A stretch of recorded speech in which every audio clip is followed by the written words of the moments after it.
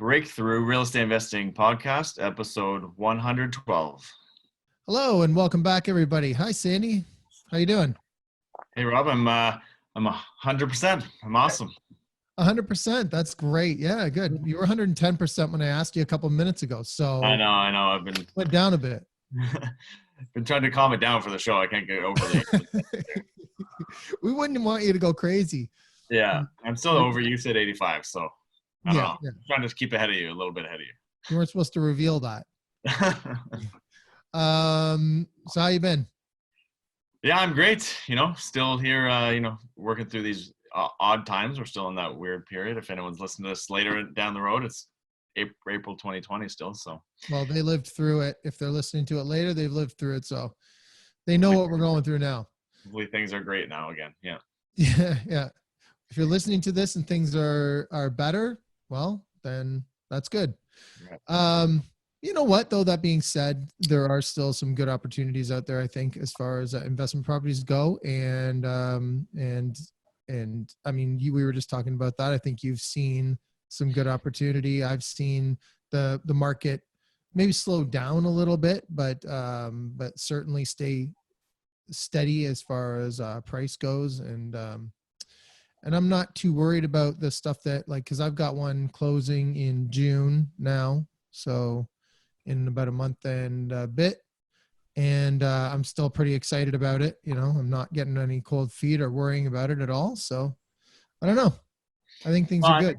Overall, I think we'll be, get through it fine. And we live in a great country in general for stability and that. So I think we're luckier than most of the world still, for sure.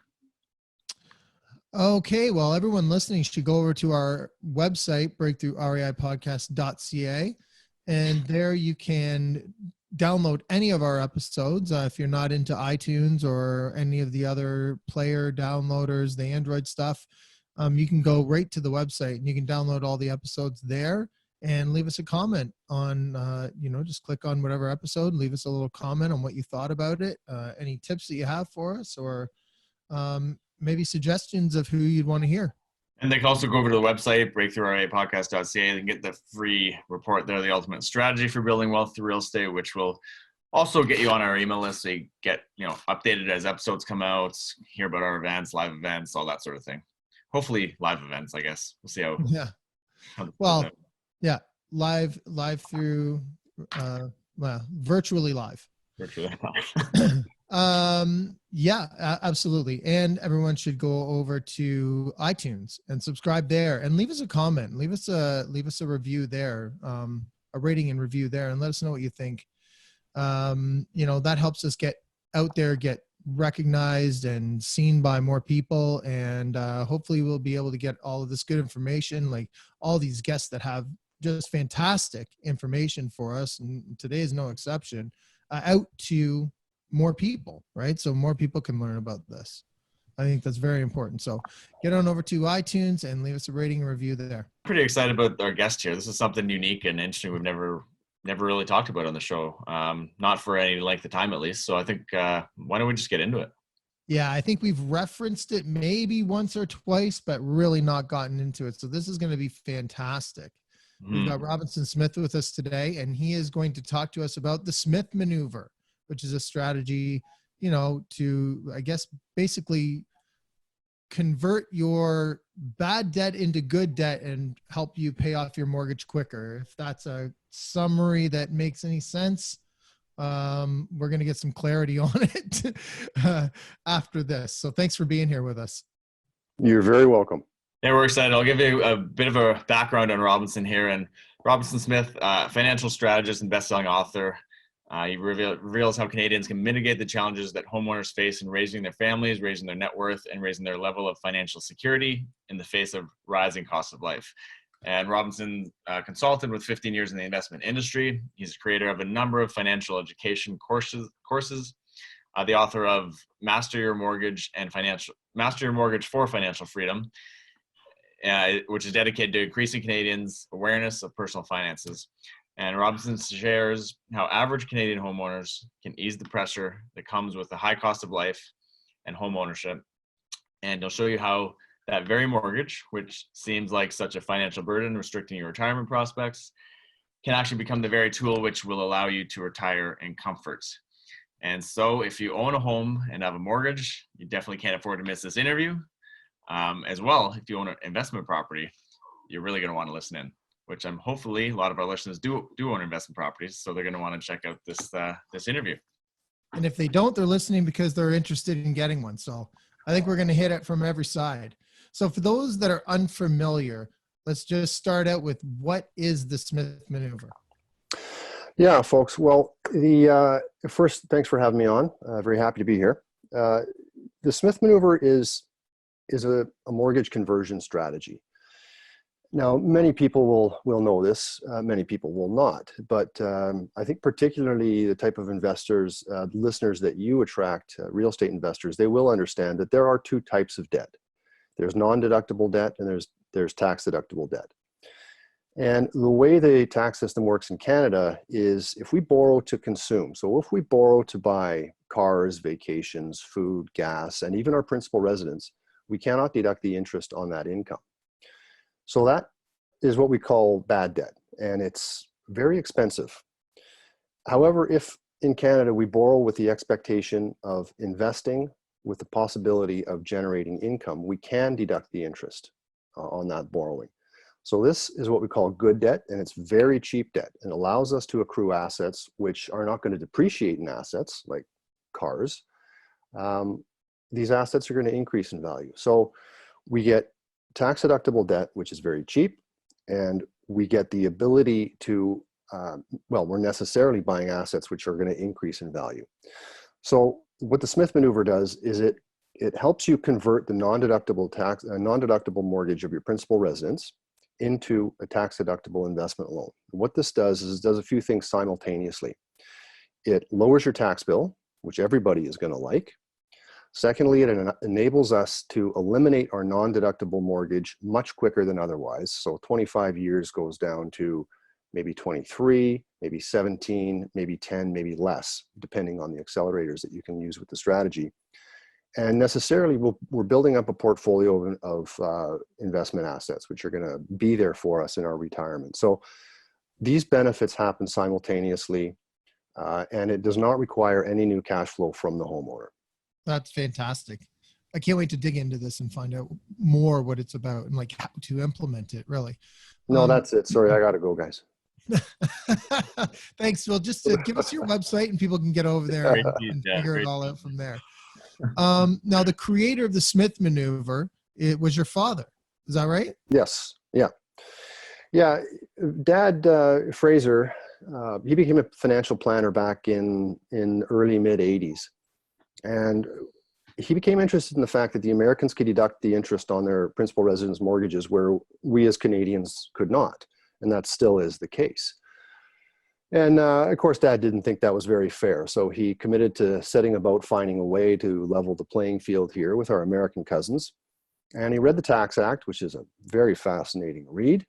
I recommend it highly to everybody. And he put together started to put together this strategy, which subsequently developed. But basically, he realized that, these two types of debt that we have the ability to incur in our lives, one works for us and one works against us. So he developed a strategy whereby we can convert this non-deductible mortgage debt to a deductible investment loan, simultaneously incurring all these benefits that I mentioned earlier. So this was the mid 80s. He cooperated with Van City, a credit union at the time out here on the West Coast. And the CEO at the time, Larry Bell, invited Fraser in right away for a sit down, and Fraser explained the strategy. And as I mentioned in the book, Larry pushes his chair back and says, "Why isn't every Canadian doing this?" So he and Van City worked closely for a number of years, and Dad was putting his clients into the Smith Maneuver with Van City's assistance. And then he retired from planning back, a number of years ago to publish his book, The Smith Maneuver, the original book. That came out in 2002. It became a bestseller 7-8 times over in Canada. He came out of retirement in 2005 to go into start up another advisory practice, and I joined him back in 2006. So from that point on, he and I were operating our own separate businesses out of the same office. And that he passed away in 2011, but I continued on until the middle of 2018 when I sold my book of business to focus on writing my book, which I have done so.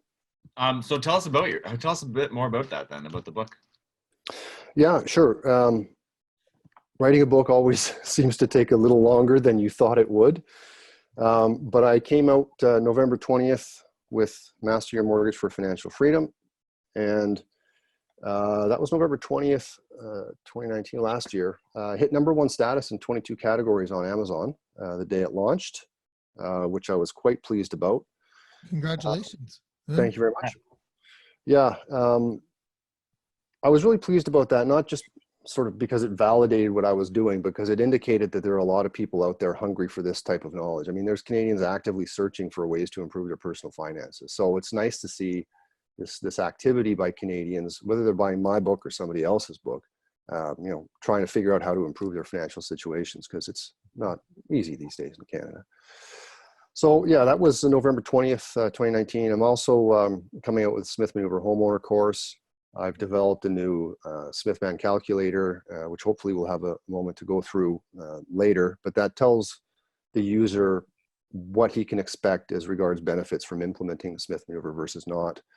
And also I'm putting together the Smith Manoeuvre Certified Professional Accreditation Program across Canada.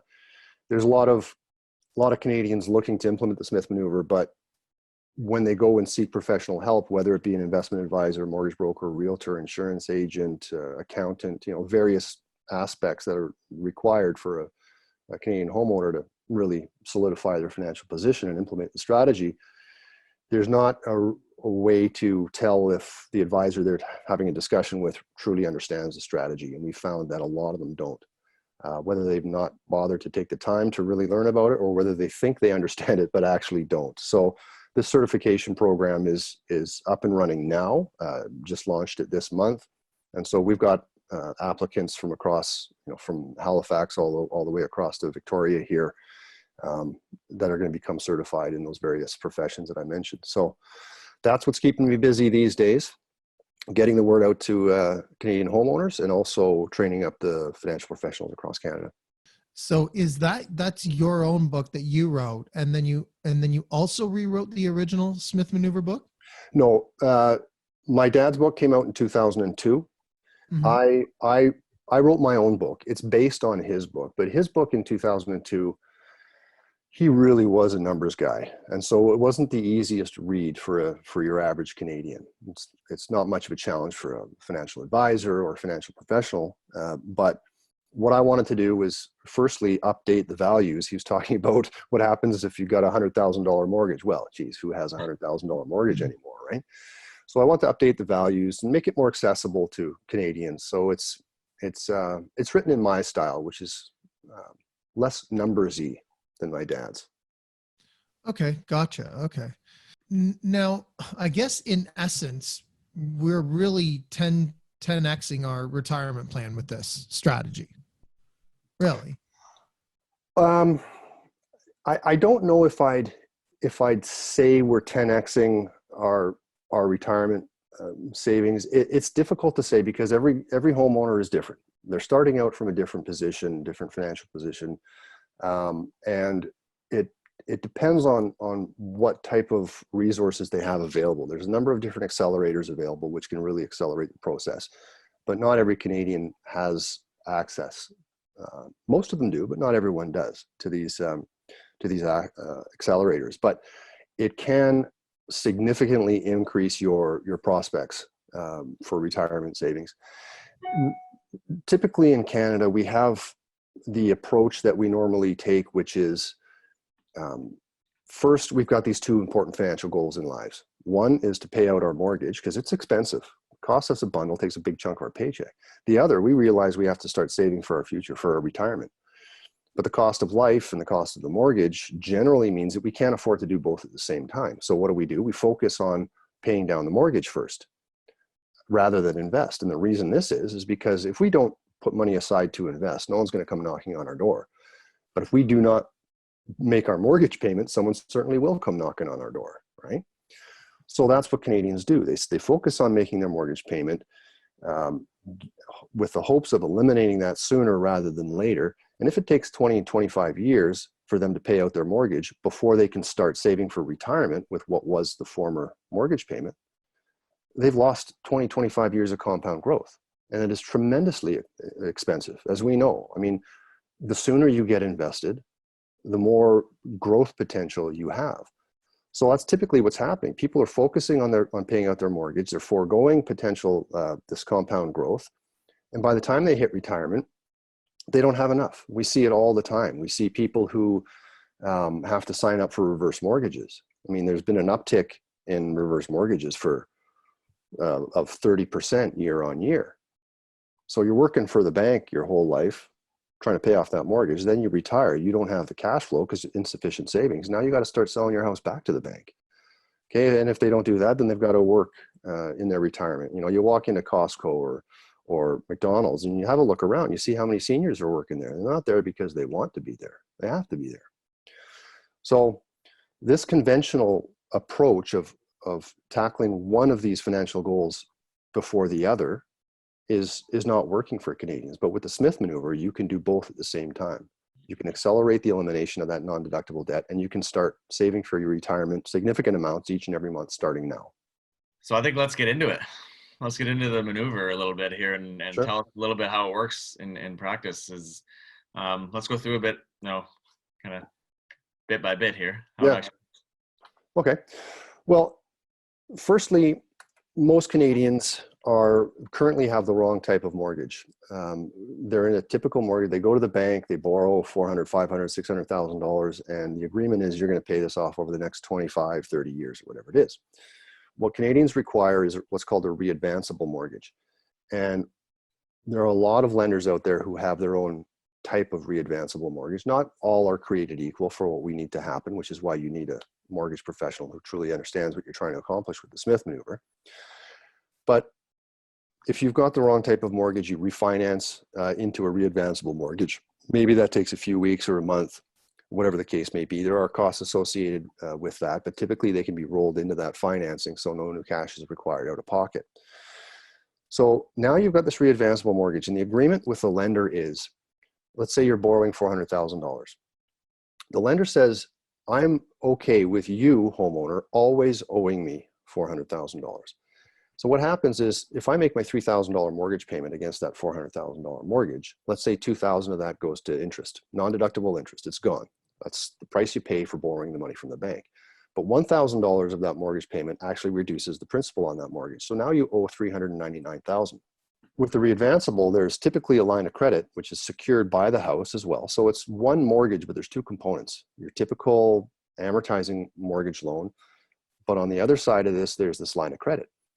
And so the lender says, well, if you've just paid down $1,000, I'm willing to lend you that $1,000 back. And so the limit on the line of credit, which may have started out at zero, if you borrowed the full amount they're willing to, that $400, that limit opens up by $1,000. So now we can take that $1,000 out and do what we want with that $1,000. And indeed, many Canadians already have a re-advanceable mortgage, whether they understood why they were getting it or not, or why their broker put it into it, or their bank, or what have you. And sometimes it comes to a surprise to them that, oh, after my mortgage payment, I can pull that back out. Great. I can go get a BMW, right? There's my monthly payment. And so what's happening is they're paying down their non-deductible debt on that amortizing side, which is good. But all they're doing is re-borrowing non-deductible debt on that line of credit side. And the mortgage balance costs a lot more as well. Currently, yes. Yeah. You know, since 08, 09, there's been this inversion of rates. The secured interest only lines of credit are typically a bit more expensive than the amortizing side. So all they're doing is replacing non-deductible debt on one side of this mortgage with non-deductible debt on the other side. And if they keep on doing this each and every month, making that car payment or going out for dinner or going on vacation, then they're going to have $400,000 of non-deductible debt for the rest of their lives. What we do with the Smith Maneuver is when we pull that $1,000 out, we invest it. Now, there's a great number of different things we can invest in.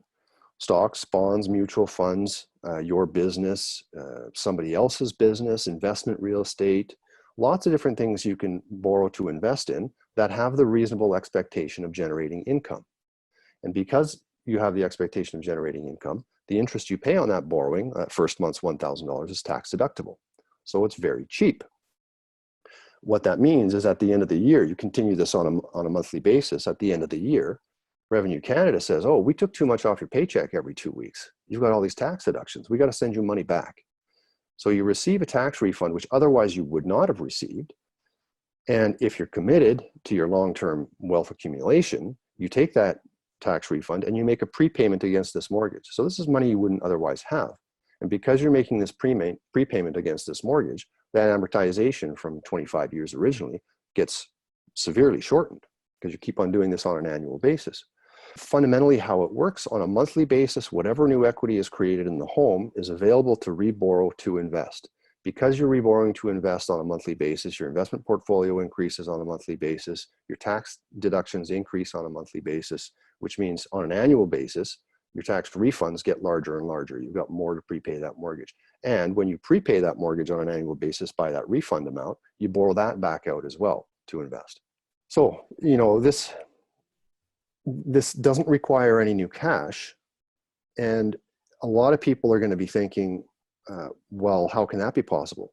I'm making a regular mortgage payment, whether I'm doing the Smith Maneuver or not. If I have a typical mortgage and I'm making $3,000 mortgage payment, that's all I have to pay towards my mortgage on a monthly basis. But if I start doing the Smith Maneuver and I'm re-borrowing on that line of credit, I've got an increasing balance on that side of the mortgage as well, right? That's incremental. So if I am not, the Smith guy tells me I don't have to come out of pocket on a monthly basis, anything other than I am already, that mortgage payment, how is that possible? And the answer lies in the magic of the increasing efficiency of the regular mortgage payment.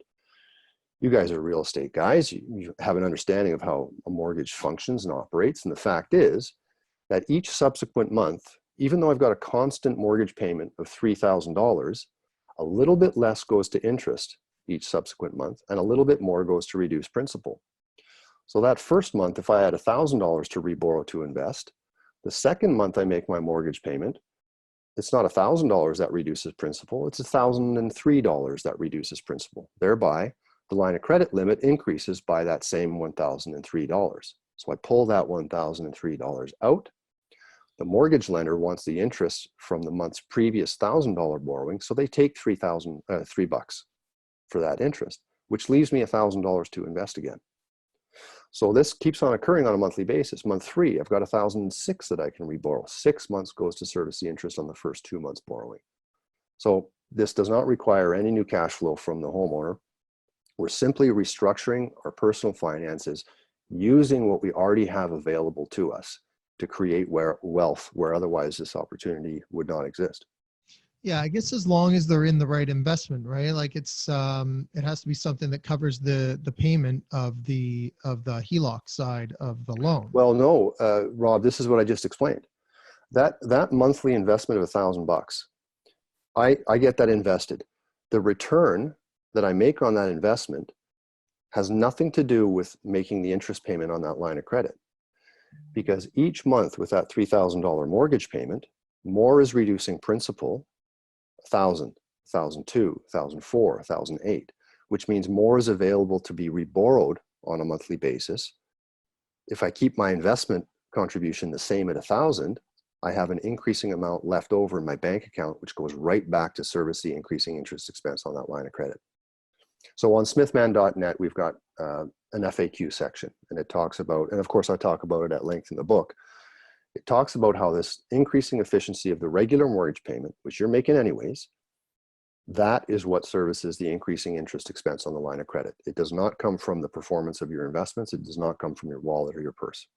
It's a bit of a, gotta get the brain around it. Initially, it has to come from there. And like, I mean, something has to cover it initially, right?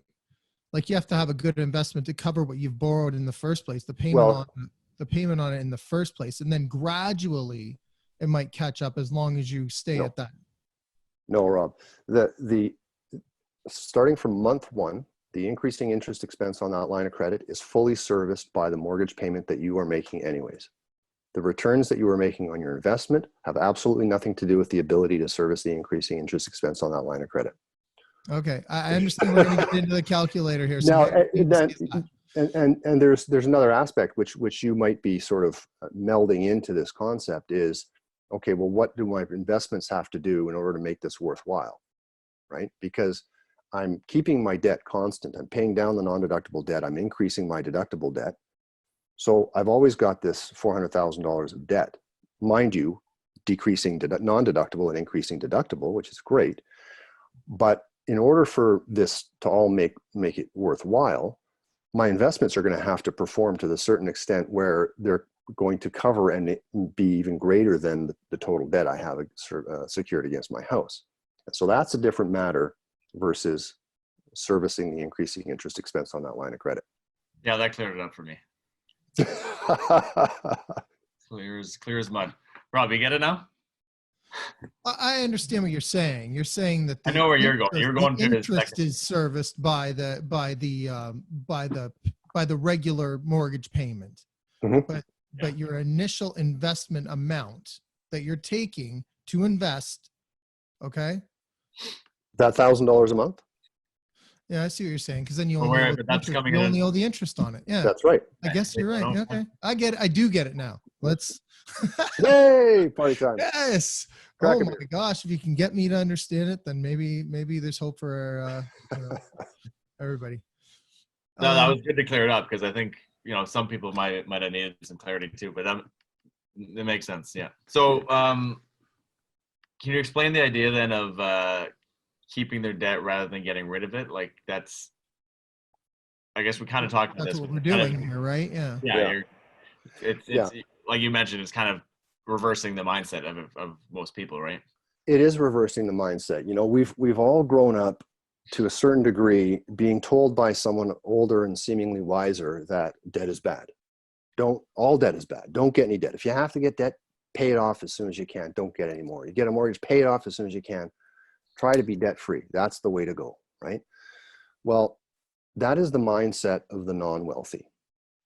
The wealthy understand very clearly the difference between deductible debt and non-deductible debt. So while the majority of Canadian homeowners don't have this distinction clear in their minds, as I said, they're approaching eliminating their mortgage as the primary goal. I'll start saving for retirement eventually down the road once I don't have this mortgage payment anymore. But as I said, that's too late. You miss out on all this compound growth. But the wealthy understand that if I've got an $800,000 house and a $400,000 mortgage, and I am busying myself spending after-tax dollars trying to eliminate this non-deductible debt, pretty soon I've got an $800,000 house with $350,000 of debt, 300, 250, 200. Now I have an $800,000, $900 million house, whatever it's grown to, with zero liability secured against it. But how much equity do I have in that home? I've got hundreds of thousands of dollars in that equity, and I haven't done anything with it. So what's it doing for me? Goose egg, 0%. It's earning you 0% interest. In fact, you're getting a negative 0% return when you consider inflation. So the wealthy understand, and I'm sure a lot of your listeners do who are investors in real estate, if I've got equity in my primary residence, I can pull 50, 70, 100K out, and I can go put a down payment on a rental property. Go get a mortgage from a lender and get a rental property. And guess what? The borrowing on that 50, 70, 100 that I pull out of my principal residence is tax deductible because I'm borrowing with a reasonable expectation of generating income from my business, which is that rental property. So that's what the wealthy do.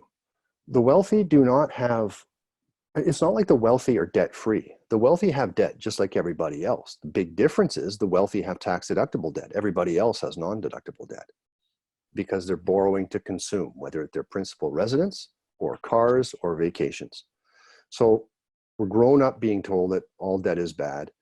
We focus on eliminating the mortgage, and we feel really good about being mortgage free. We feel really good about having $300,000, $400,000, $600,000 of equity earning us -%. That makes us feel great. And then we hit retirement and we don't have the cash flow. We're signing up for reverse mortgage. We're living in our kids' basements. We're working at Burger King behind the counter asking if you want fries with that. So the wealthy are wealthy precisely because they understand very clearly the difference between two types of debt. So we need to emulate the wealthy. If we're talking to people close to us, our friends, colleagues, neighbors, whatever, and they are espousing the principle of being debt-free, being mortgage-free, look at their circumstance. Are they wealthy? If they're not wealthy, do not listen to them. Why would you listen to someone who's not wealthy on how to become wealthy? So we listen to the wealthy, we emulate the wealthy, we understand that we need to learn what they learn. And one of the major things is there are two types of debt. So embrace deductible debt, put it to work. What about the legality of the Smith Maneuver? Is there anything like, because a lot of people might say, well, you know, this is a little bit of a way of like a loophole of paying, you know, of getting out of paying tax. So is there anything to worry about as far as that's concerned? Well, firstly, there is a big difference between tax evasion and tax avoidance. Tax evasion is illegal.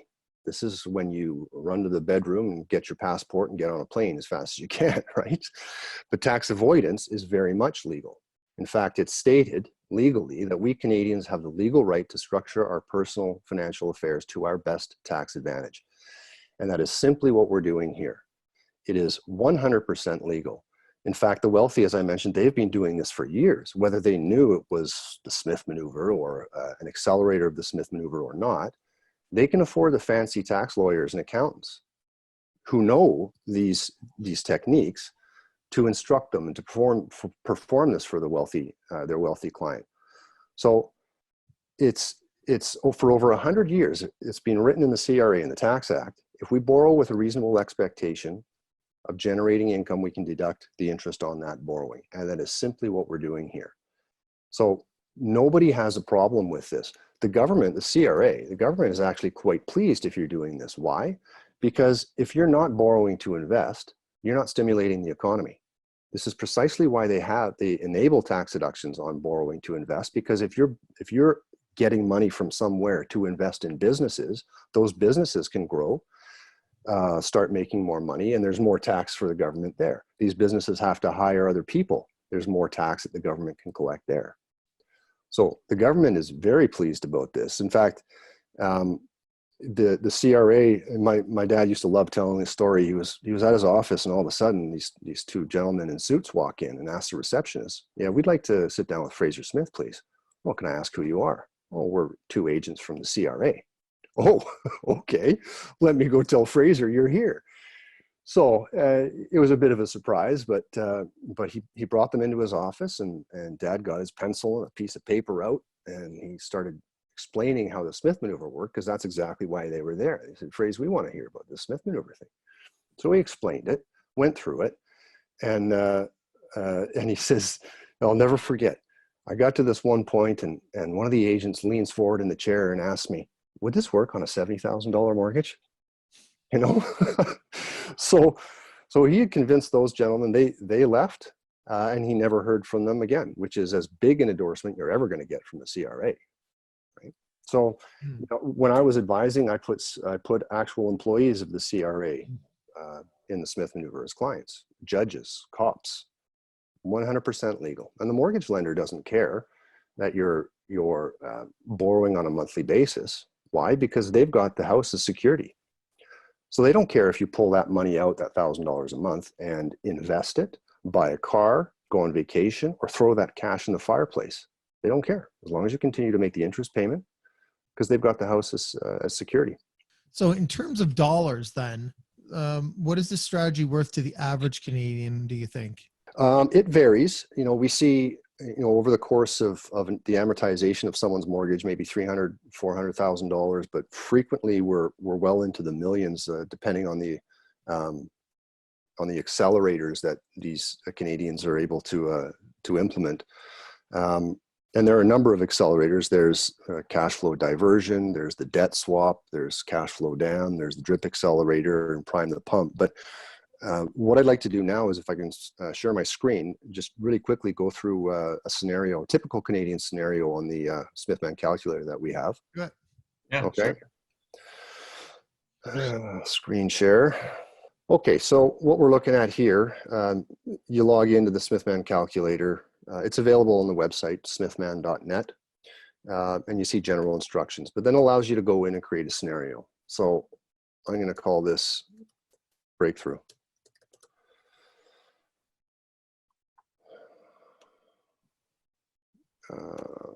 Scenario. Okay. So here we've got the income section. So I'm just going to type in, this guy's got $100,000 annual income. You can enter different types of income you're receiving. This one will be of interest eventually once we get there to your listeners. This is annual rental income. So I've got an investment property and I make $24,000 in rental receipts on an annual basis. And I don't need any of this for living expenses because I've got a job. So I make 24 grand and it costs me $20,000, the mortgage payment, the upkeep of the rental property, etc. So here it's summarizing the fact that I've got 124 grand of total income, employment plus rental, less 20,000 in expenses. So I'm making $104,000 a year. I also happen to have some mutual funds and they're valued at 25,000 so far. Maybe 30 grand a couple of weeks ago. I've also got an emergency fund of 10,000 bucks. I like to keep that in cash. On the liability side, I've also got credit card liabilities that I can't seem to get rid of. That costs me 300 bucks a month to service. And the balance on my credit cards is 10,000. And my marginal tax rate, it automatically calculates it. This is BC, it calculates it for BC. So if you're in a different province, you'll have a different marginal tax rate, which you can input. But on the mortgage side, my house is valued at, let's call it $800,000. I've got a mortgage balance of 450 currently at 3.95%. Whatever you've got, that's what you punch in there. Tells me mortgage payment. The secured line of credit here of this re-advanceable mortgage, what is the rate on that? Well, I can punch in whatever I wish, whatever current prime is, 2.45 now, I think, plus a factor of 0.5. So my line of credit rate is 2.95. So now I've entered in my income, my assets, my liabilities. I've input the value of my home, the mortgage details, that mortgage balance, what the amortization is. I've got the rate on my line of credit that's secured by that house, that re-advanceable mortgage. Then I go to investment assumptions up here, and it defaults at 8%, but I can move it up or down. Let's call it 6%. I estimate my investments to grow at 6%. This section here says required. Calculations indicate you have 886 to invest in the first month from the regular mortgage payment principal reduction alone. So this is out of that monthly mortgage payment. Some is going to interest, but 886 in this case is reducing the principal on that mortgage. Therefore, I have the ability to borrow back month one, 886, and get it invested. And I want to invest the full 886. So as soon as I indicate that I want to do that on a monthly basis, I see results on the results panel here. I've got taxation improvement of just under $139,000 of tax deductions over the amortization period of my mortgage, which based on my marginal tax rate is going to lead to $53,000 in refunds. So over the course of time, that's the total amount I have to make prepayments on an annual basis against my mortgage. Amortization improvement, it says 0 years saved. As soon as I click here that I want to apply my tax refunds to the Smith Manoeuvre, that's where we see a result because I'm making an annual overpayment against my mortgage. So 25-year AM is reduced to 23 years. Next on the results panel, net worth improvement. By the end of the original amortization, 25 years in the case of this example, my portfolio value will be worth $781,000. That's that 886 getting invested on a monthly basis and the tax refunds getting invested on an annual basis. But I've got to offset the fact that I've got, at this point, a $450,000 investment loan, fully tax deductible, because that was my non-deductible mortgage, which I've converted over time. So the net improvement in my family net worth is $331,000 versus not doing the Smith Manoeuvre, just paying off my mortgage conventionally, not having dollars to invest. So it's a 331 improvement. Debt consolidation. I've got the ability at this, many will at refinance have the ability to consolidate existing debt when they get this new re-advanceable mortgage. In this case, I've got $190,000 of immediately available credit on that line when I refinance based on the value of my house and what I already owe on it, $450. So I have the ability to consolidate this $10,000 of non-deductible debt because I'm paying a high credit card rate. I don't want to anymore. I want to pay that low 3.5%. So I consolidate it, and I've got the ability to salvage these payments. That $10,000 was costing me at minimum $300 a month to service that credit card debt. Well, I've eliminated my credit card debt because I paid it out with the mortgage. So now I can take that $300, which I was coming out of pocket anyways, and instead divert that as a prepayment against my mortgage on a monthly basis and re-borrow that to get invested. And if I do that, if I select to salvage these payments, now my amortization improvement is 5.75 years saved. So I'm out of this non-deductible debt in just over 19 years. And my net worth improvement has gone up to 591,000 because my investment portfolio is 1.05 million, offset by my deductible investment loan of 460, which was 450 the mortgage, but I consolidated $10,000 as well. So the net is over $501,000 of improvement. The debt swap accelerator, I indicated on the first sheet that I've got $25,000 of mutual funds that I've built up over time. It's going up in value, down in value, but over time it's doing pretty well for me. But what I have the opportunity to do is to liquidate this $25,000 of mutual funds or stock or whatever you're invested in. Now I'm going to want to look at the taxation, might have capital gains tax, but let's say I liquidate this $25,000 in cash, into cash. I take that 25 grand, I make a prepayment against my mortgage, and then I reborrow that 25 grand because the line of credit limit is going to increase by 25,000 as soon as I pay down my mortgage by $25,000. And then I get that reinvested. Maybe I buy the exact same investment that I sold a week earlier. So all I'm doing is selling an asset that I already have, taking the cash, making a prepayment, borrowing it back, and then repurchasing the investment for the same $25,000 that I redeemed it for. So I can accomplish this in about 7 to 10 days, maybe less. So now, instead of 25 years, my mortgage debt is gone in 17.5 years.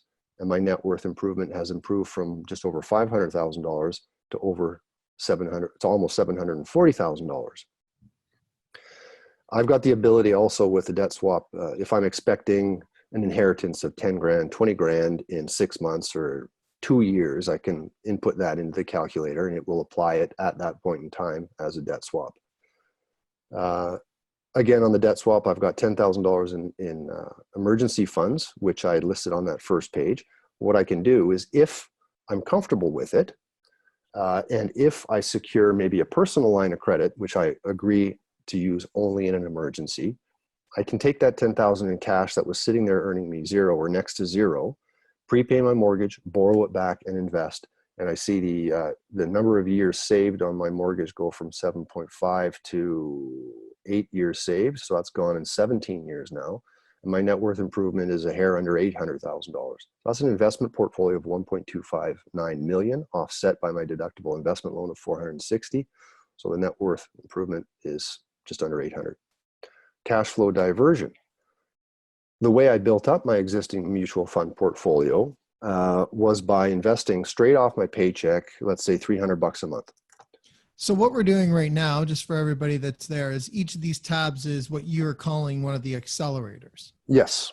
Yeah. Right. So we're going through, and was that last one was the emergency cash one? That was the debt swap. So the debt swap involves taking cash, which you have available to you, either in cash or you can turn it into cash because it's a liquid investment, and you take that cash and you prepay by this large lump sum, you reborrow it and get it right back invested again. Okay, so in your example, it was the $10,000 of emergency cash that you had for a rainy day. That's right. The first one of the debt swap was the 25 I had in mutual funds. I sell them, I take the 25 cash, prepay, reborrow, and reinvest again. I like that. Yeah. So this cash flow, This doesn't even really touch on the performance of your investment itself. well, it does. The net worth improvement section here that we're talking about, currently $798,000, is based on the amount of money I'm investing on a monthly or periodic basis as inputted into the calculator so far. Oh, and you put at 6%. At 6% growth. Okay, That's right. I remember that. That's right. Okay. Yeah, I missed that. Yeah. So the cash flow diversion accelerator is, if you've got a relatively constant amount on a monthly basis that you're investing anyways, first take that money and overpay your mortgage and then invest. So again, it's no new money. You're investing this amount on a monthly basis anyways. You're just making it work more than once. And so $300 a month in this cash flow diversion accelerator, instead of my amortization being finished in 17 years with a net worth improvement of 800, I've got 14.75 years and just over $1 million in net worth improvement. So in this example, I could say all of my bills on a monthly basis are $450. So I'm going to prepay my mortgage and then take it out to pay the bills. Does it work the same way? Because then you're borrowing to consume. You're not borrowing with the expectation of generating income. You got to service your bills. I'm still accelerating. The payment of my my mortgage. But yes, you are. You're accelerating the reduction in principal on that you owe on that mortgage, but all you're doing is borrowing it right back. Yeah. Right. For non-deductible purpose. Plus, if you are reborrowing to invest and creating deductible debt and applying cash to go towards paying expenses and bills, which isn't deductible, now you're mixing deductible and non-deductible debt on that line of credit, which you do not want to do. That's right. You need to be able to trace where the borrowed money went to. Was it used for deductible purposes or not? So anything that's going against the mortgage as a prepayment above and beyond the regular mortgage payment, all that cash should be destined towards a deductible use, which is either to invest or service the interest on that line of credit, as we were talking about earlier. It's almost like another accelerator could be, I don't know. My brain's not good enough to think about that. I'm wondering if there might almost be another loan that could service it the same way, like in some way of what I was just saying. Well, the fact is that if you're using $300, which is destined to pay your grocery bill or your Visa or whatever, if you're applying that as a prepayment against your mortgage, you need to get it back. You need to get back at it. And so you've got to pull it from your secured line of credit, your re-advanceable mortgage, right? And so if that eventually goes to service that bill, you've just borrowed to consume. So, you know, read the book, and everyone read the book and get up to speed on the process and why we do what we do and why we don't do what we don't do. But for now, suffice it to say that if you're going to prepay your mortgage, you need to reborrow with the expectation of generating income. This is a great calculator. There's a lot of great, like everyone. That's on pretty slick, eh? Yeah. Everyone watching or listening should definitely be going to this. Probably even just playing around with it for starters to learn it. It would help to learn the maneuver. Yeah, it would. That's right. And that's so the accelerator that we haven't touched on yet is the cash flow dam. And this is the one that's going to be very interesting, one of two. Very interesting to a lot of your listeners, because I stated that I've got a rental property and it sends me $2,000 a month in rental receipts, and it costs me $1,667 as indicated here per month in expenses. So the mortgage and the upkeep and stuff like that. The vast majority of Canadians who own a rental property or a proprietorship of some sort, maybe it's a home-based business, it's not incorporated, it's a proprietorship. What they're doing is missing out on thousands of dollars of benefit, because they're taking the rental receipts from their renter, $2,000 a month in this case, and turning right around and making the mortgage payment on that rental property, $1,667, right? Well, what they should be doing is, with this re-advanceable mortgage that you require for the Smith Manoeuvre, use this cash flow dam accelerator, which means the renter pays you $2,000. Instead of making the mortgage payment on your rental property, you make a prepayment against your own mortgage, your principal residence. So $2,000 goes against that mortgage that you, on the house that you live in, above and beyond your regular mortgage payment, above and beyond the cash flow diversion accelerator, above and beyond the debt swap accelerator, $2,000 goes down, you're able to borrow $2,000 back, and $1,667 of that then goes to service the mortgage on your rental property. And the interest on that borrowing is tax deductible because you are borrowing to invest with a reasonable expectation of generating income, which is the rent from your business. So if I apply that, we take a look at the amortization improvement here. It's currently at 10.25 years saved. So the amortization has been shortened to 14.75. But if I implement the cash flow dam accelerator, that 14.75 AM goes down to 8.08 years. So that 25-year non-deductible mortgage I got day one is eliminated in 8.08 years. Then there's the dividend reinvestment plan accelerator. I can take the annual dividends from my securities and apply them as a prepayment, reborrow, and buy the exact same stock back rather than have it reinvest automatically. But another one of interest to your listeners is probably going to be prime the pump. You'll recall that we had initially available credit the day that we refinanced into this re-advanceable mortgage. Based on the house value, the current amount of the mortgage that I owed against that house, they said, okay, we'll lend you this $450 to pay out your current mortgage lender, which doesn't operate for the maneuver, but we'll also give you a line of credit, which we understand that's going to happen with re-advanceable. But in this case, because of the value of the house is significantly higher than what I owe against it, they're immediately going to allow me to borrow $180,000 if I want. And I can do whatever I want with this. What the prime the pump accelerator is all about is I can take all of that or some of it or none of it and invest. This is up to me. Now, this is additional leverage. This is borrowing money that I didn't already owe. So this is a discussion that the homeowners really going to want to have with their Smith Manoeuvre certified investment advisor. Does it make sense financially for me to do this? Is it overextending myself? Or maybe I only do 10 grand because anymore it scares me or whatever. But you can do some, all, or none of it. It's completely optional.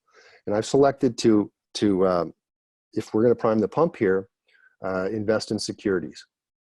And as I move the slider, you know, if we look at the net worth improvement example on the right, we're going to see that increase. So here's priming the pump of $18,000.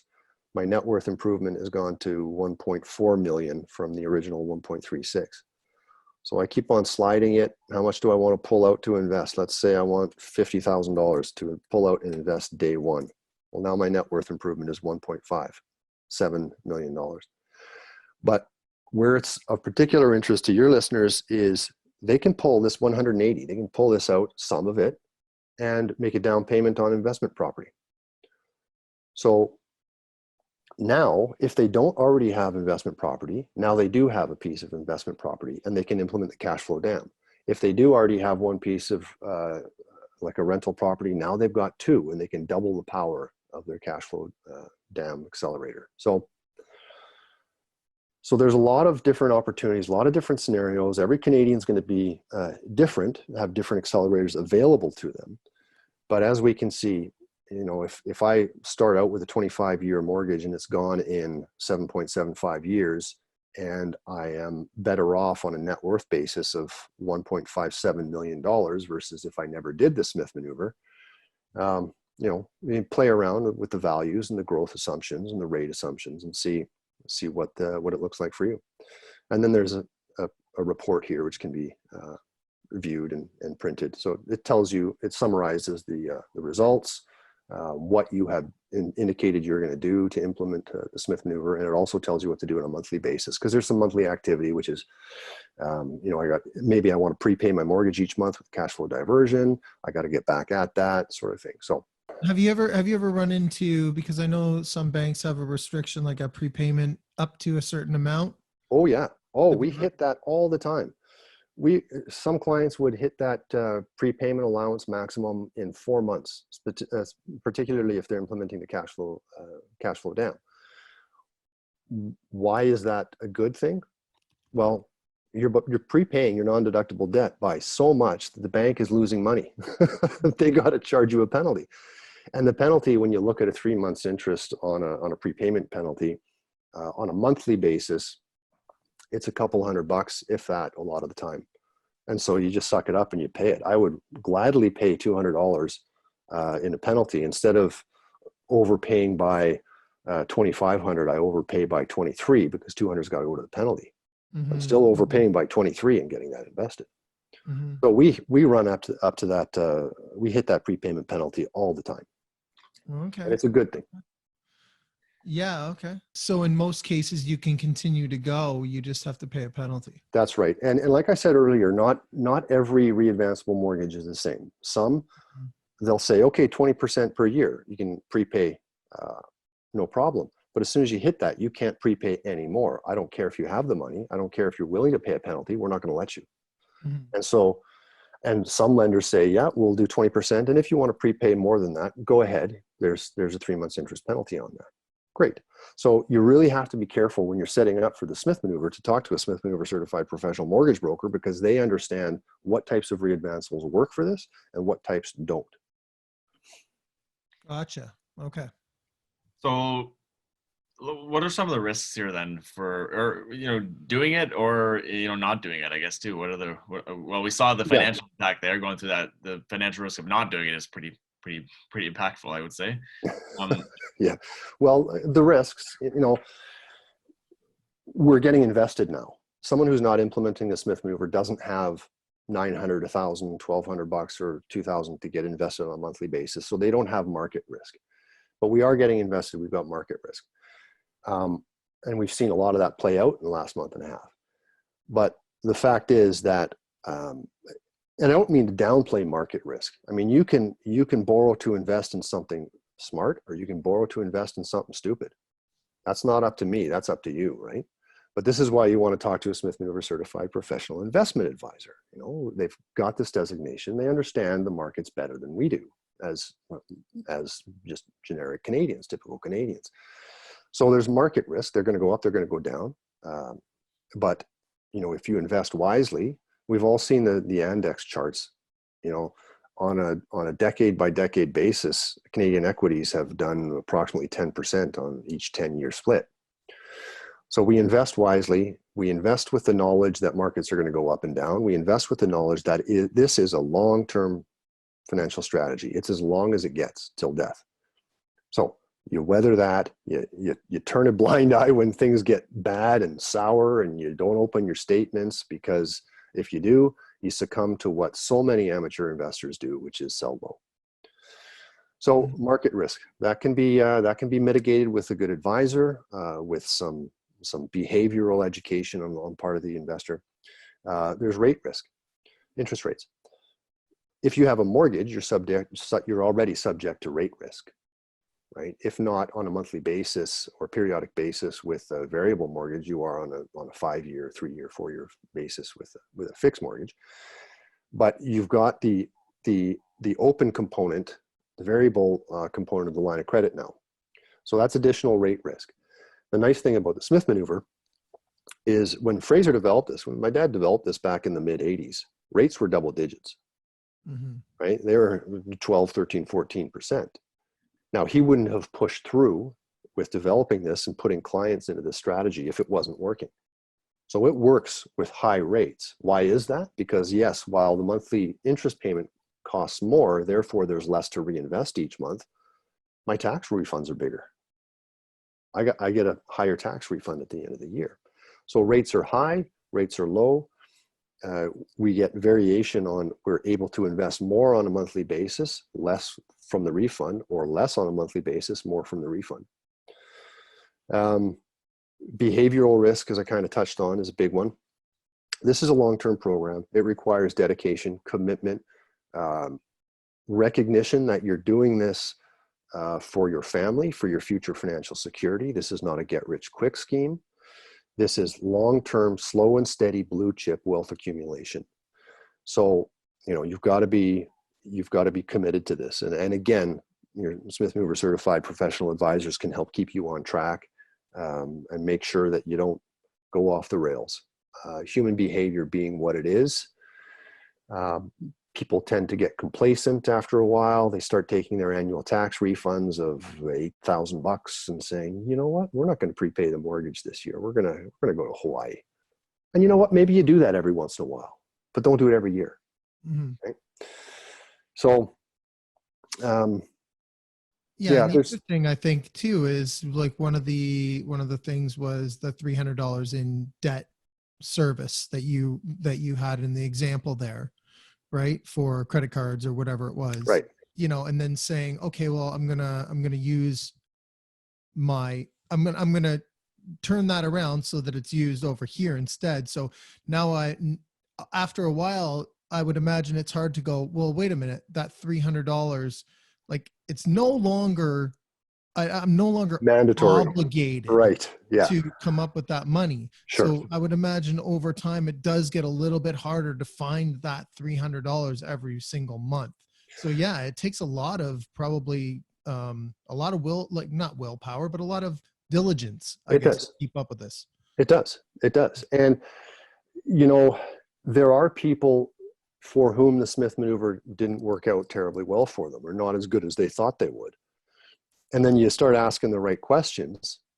And by them answering your questions, they start to realize that it's their fault, Mm-hmm. right? They stopped applying the tax refunds.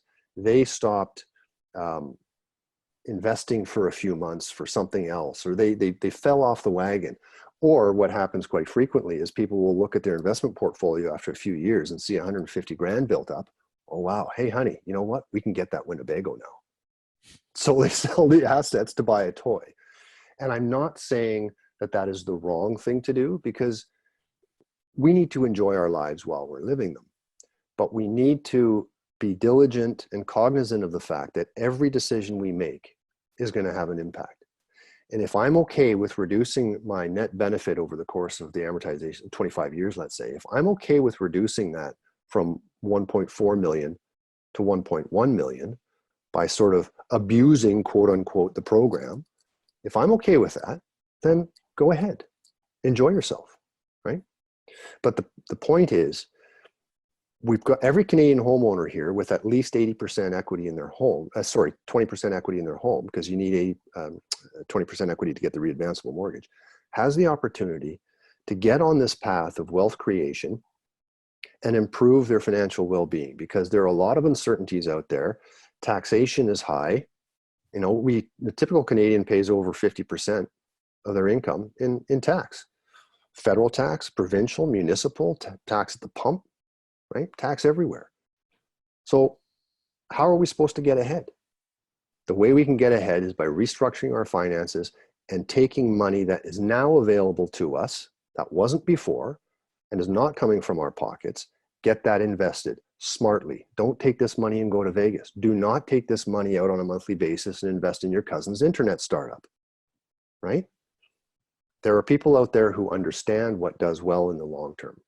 A lot of cousins out there with internet startups are going to be. Yeah. They're going to send me emails now. I think when you go through that planning and you see the end number, right? You can see that 1.4 million. But if I make that subtle decision today, that'll put me down to 1.1 million, like a long ways down the road. But I think that probably helps, right? If they actually plan it out and they're able to see what that actual effect is going to be, because it seems small in the moment, right? Right. Well, and I think, yeah, the important thing is maybe like we didn't take advantage of it going through that calculator. I didn't see you going, okay, we're going to crank everything up to 100%. Right. But we looked at it in a reasonable fashion, I believe, as far as the example went. So, you know, let's just say people looked at it and then dialed it back a little bit more, even if that was what they thought that they would do in order to live, you know, the life the way that they want to do it. And look at the impact and where they would stand doing it that way. Well, I mean, you're still coming out ahead, right? Like there's obvious benefits to the slightest investment into this. With the scenario that we just went through, we've got a net worth improvement of 1.57 million at 6% investment growth. If I put 5%, I want to be extra cautious. My investments are only going to do 5%, which is very conservative. That 1.57 net worth improvement goes to 1.257. Right. What if my investments only do 4%? says, Okay, $1 million as opposed to zero. as opposed to zero. Yes. So thank you for sharing all of this. I think it is really important for us to get it out there. And I mean, people can probably obviously tell I certainly have a not the greatest grasp on this, but You came around, Rob. I'm interested to learn more, that's for sure. And everyone else who's interested in learning, like what should they do next? Well, firstly, I'm a big advocate of personal development and education as regards finances. If we don't understand, if we don't learn, we don't stand a chance to get ahead in this difficult world. So do your reading, podcasts such as yours, everything you can to absorb financial information. As regards the Smith Maneuver, firstly, go to smithman.net and buy the book. Secondly, if you don't want to buy the book, go to the library. Check it out at the library. But read it and see if it's for you. And if it is for you, if you would like to dive deeper, we've got the Smithman calculator that we just went through on the website as well, smithman.net. And you can play around with your own numbers. As I mentioned earlier, we're setting up the Smith Manoeuvre Certified Professional Accreditation Program across Canada. So right now I've got realtors, mortgage brokers, investment advisors, mortgage conveyancers, insurance agents, and accountants who are applying for the program to become certified. They go through a certification program, they write a test, and then they've earned the right to call themselves Smith Manoeuvre Certified Professionals, and then they can go out and market themselves as such to their clients, existing and potential. It's very valuable, this designation, I think, for a lot of different financial professionals. If you take a mortgage broker, for example, now he's certified, he's got a Rolodex of 300, 400 clients. And he'll be able to go through this and say, oh, okay, Bill and Mary, Ted and Jane, all these people will have at least 20% equity in their home, which will be able to refinance into a re-advanceable mortgage. So he's got the opportunity to educate maybe 40, 50, 60, 70% of his client base on this strategy with my help, seminars and stuff like that. And boom, he's helped all these Canadians start to get on the path to increase financial independence. And he's done a whole ton of mortgages. Last question here. Mm. What about getting this into mandatory school criteria? This actually was taught at Camosun College out here in Victoria. I only learned this recently, that there was a course there on the Smith Manoeuvre, which I found very interesting. But I am a big believer, as I just mentioned, and I think it's a fantastic suggestion, that I would love to one day have this in, if not high school, grade 10, 11, 12, maybe it's too early for that, but at least some component, educational component in community colleges, universities, that sort of thing, because our kids are not taught about debt. They're not taught about credit. They're not taught about investing, personal finance. And this leads to some pretty bad places for a lot of people. So financial education in general, this in particular, I would love to be involved in some educational programs, formalized educational programs. Yeah, I think that would be very beneficial for everybody. Okay, so one more time, where should they go to learn more about this? www.smithman.net, smithman.net. There's the book, there's the calculator, there's a homeowners course that's coming out in a month or so, which goes into the strategy much more in depth than just the book does. And you can also find information on if you're a financial professional, how to apply to become a Smith Manoeuvre certified professional, or if you're a homeowner, how to find one in your area. Awesome. Okay. Well, thanks again for sharing all this. Like, I think that there's going to be a bunch of people that really are eager to learn more about it. And so we appreciate you coming on today. Sandy, how can people get in touch with you? 289-389-6846 or sandy@mckrealtynetwork.com. You can reach me at rob@mrbreakthrough.ca. Okay. Well, thanks everybody for listening, and we will see you next time. Have a good one, guys. Thanks, everyone. Bye.